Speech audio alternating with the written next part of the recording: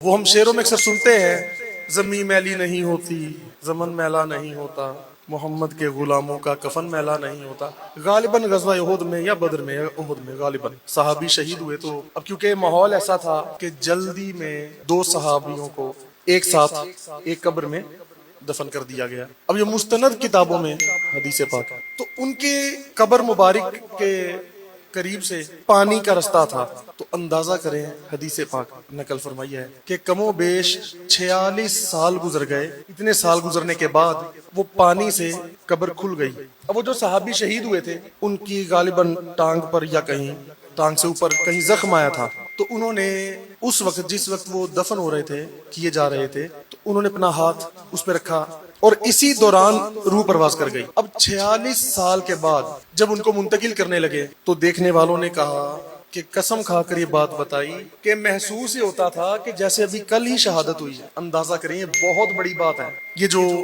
لوگ کہتے ہیں کہ بھئی کیسے ہو سکتا ہے، یہ تو سائنٹیفکلی پروو ہی نہیں ہو سکتا کہ اتنے عرصہ،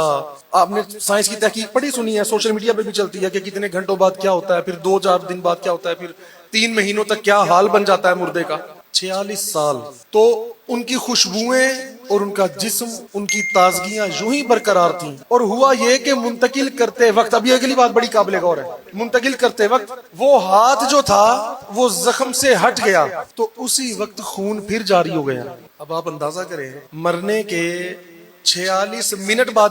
خون جاری نہیں رہتا، اور مرنے کے بعد انسان میں کتنی دیر تک خون کا بہاؤ رہتا ہے؟ وہ تو اسی وقت رک جاتا ہے، اور بہنے کا جو عمل ہے وہ تھوڑی سی چلو اور دیر تک لگا لو، بس اس کے بعد تو ختم ہو جاتا ہے۔ 46 سال کے بعد جب ہاتھ ہٹا تو خون اسی وقت پھر جاری ہو گیا، اور اگلی بات لکھی ہے کتاب میں کہ صحابی ابھی وہ ان کا ہاتھ اٹھانے کے اس میں تھے کہ اب کیا کریں، اس کو دوبارہ رکھ دیں یا کوئی چیز رکھیں، یہاں پر خون جاری ہو گیا ہے۔ تو وہ صحابی جو شہید تھے انہوں نے خود اپنا وہی ہاتھ اٹھا کر پھر سے اپنے زخم پر رکھ لیا۔ جو نام مصطفیٰ چومے نہیں دکھتی کبھی آنکھیں، پہن لے پیار جو ان کا وہ تن میلا نہیں ہوتا، میرے آقا کے